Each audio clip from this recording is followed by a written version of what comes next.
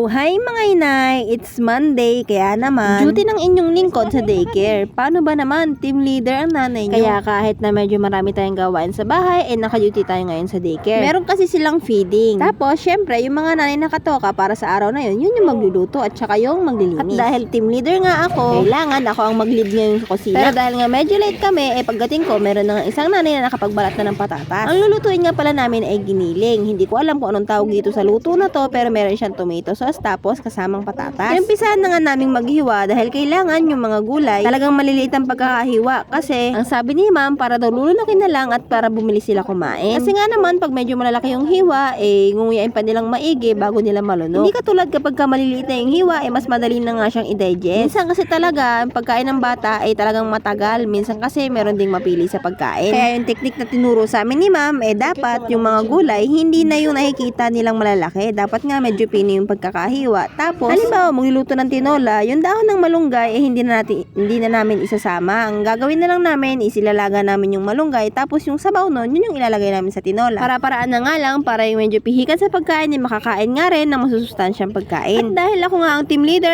ako nga yung naatasang magluto. Kahit naman na nag-daycare na ako nung nakaraang taon, hindi naman ako kasi nangangahas na magluto. Tamang tagahiwa na lang ako ng bawang sibuyas o kaya ng mga gulay-gulay. Dahil ang gusto ko talaga, doon ako nakatoka sa garden. Maglilinis, magtatanim-tanim, at magdidilig. Pero dahil nga wala masyadong nanay ngayon, ako nga ang magluluto at hindi ko nga rin alam kung ano itong niluluto ko.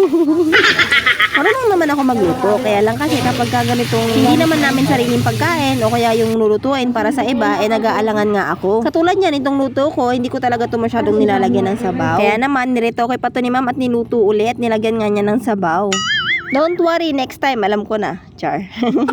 Kaunti lang naman yung pumasok ngayon, kaya pinaubaya ko na nga dun sa dalawang kasama kong nanay yung pag-aasikaso dito sa loob at dumiretso nga uli ako dun sa kusina para bawasan yung mga hugasan doon. Sinabayan ko na nga lang silang maghatid ng mga pagkain dito sa mesa, tapos sila na yung nagbantay sa mga bata habang kumakain kasama ni ma'am. Nauna ko na nga hinugasan yung mga ginamit namin sa pagluluto para kapag natapos yung mga batang kumain, yung mga plato na lang nila at kutsara yung uhugasan nila. Opo, nila, nung mga nanay kong kasama ko.